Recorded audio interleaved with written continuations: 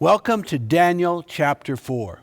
Nebuchadnezzar, humbled and restored is the title of this chapter from the book, The Prophet from Babylon, Understanding the Book of Daniel.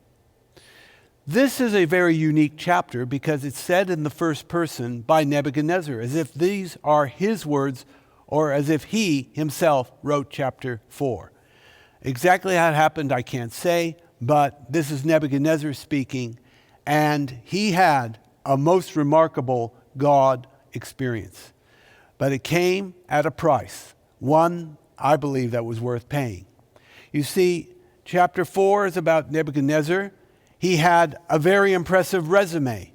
He was the builder of the great city of Babylon itself.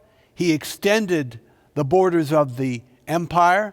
And then on top of it, he succeeded to do what many others failed to do, and that was to conquer the city of Jerusalem in the year 586 BC.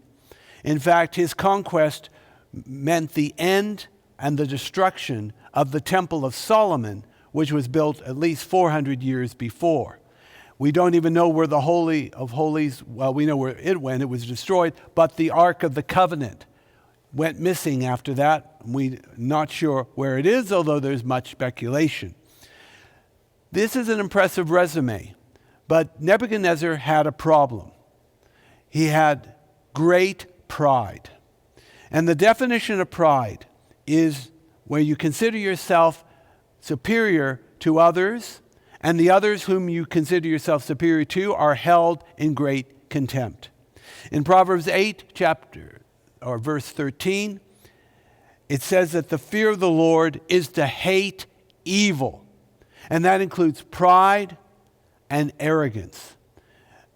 There's a lot of this around today. And let me tell you, God hasn't changed, nor has he changed his mind. He still hates pride and arrogance. And God knows how to resist the proud and give grace to the humble, as it says in the New Testament repeatedly. So what do we do here? Let me read to you from verses 30 and 31 of Daniel chapter 4.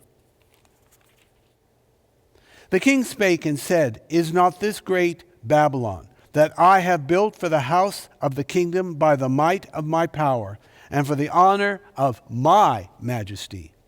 While the word was in the king's mouth, there fell a voice from heaven, saying, O King Nebuchadnezzar, to thee it is spoken, the kingdom is departed from thee. His boastful statement of pride resulted in having the kingdom taken away from him. As it turned out, he lost the kingdom, all right, but it was temporal. And it's temporal because it appears that Nebuchadnezzar did what every person should do when they're convicted of God, and that's called repentance. That means to change your mind, your attitude, your actions, everything. You're going in one direction, you recognize it's the wrong way with those red wrong way signs pointing to the road, and you turn around 180 degrees and go the opposite direction.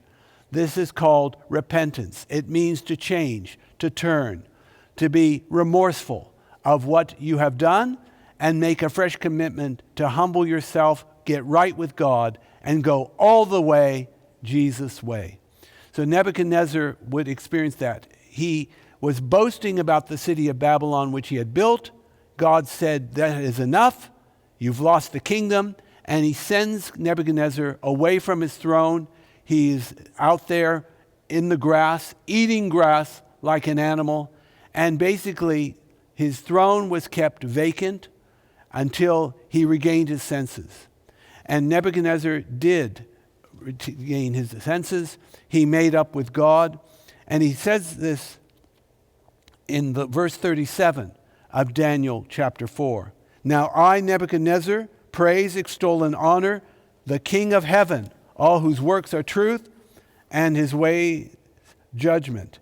And those that walk in pride, he is able to abase. Remember, God resists the proud and gives grace to the humble. Nebuchadnezzar learned the hard way that God is God, and therefore to live independently of him is the greatest pride of all.